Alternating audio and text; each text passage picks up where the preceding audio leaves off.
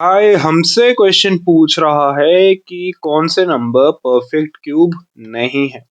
हमने क्वेश्चन से पूछा कि परफेक्ट क्यूब क्या होता है। एक नंबर को परफेक्ट क्यूब तब कहते हैं जब वो बने किसी सेम नंबर को 3 बार मल्टीप्लाई करने से। जैसे जैसे आप मानो हमारे पास नंबर है 8, तो उसकी करो प्राइम फैक्टराइजेशन।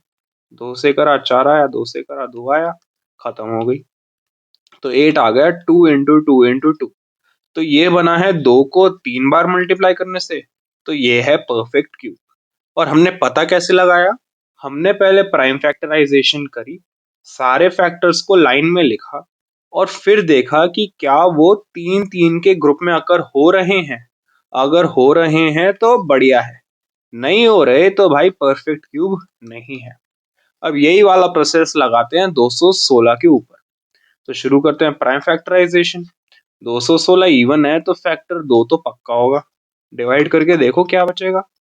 2 लिखा, 1 आया, 1 आएगा तो 0 आएगा, 6 आएगा तो 8 से मल्टीप्लाई करके खत्म। तो आएगा 108। अब 108 को 2 से करेंगे तो इस बार आएगा 5 और 4, तो 54। अब ये फिर से इवन है तो 2 से करो। 54 को 2 से करेंगे तो इस बार आएगा 2 और 7। अब 27 तो भाई 3 की टेबल में आता है, तो ये करना आसान है।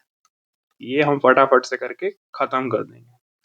तो जब हमने 216 की प्राइम फैक्टराइजेशन करी तो ये आ गया। अब इसके सारे फैक्टर्स को हमें लिखना लाइन में। 216 है 2 × 2 × 2 × 3 × 3 × 3।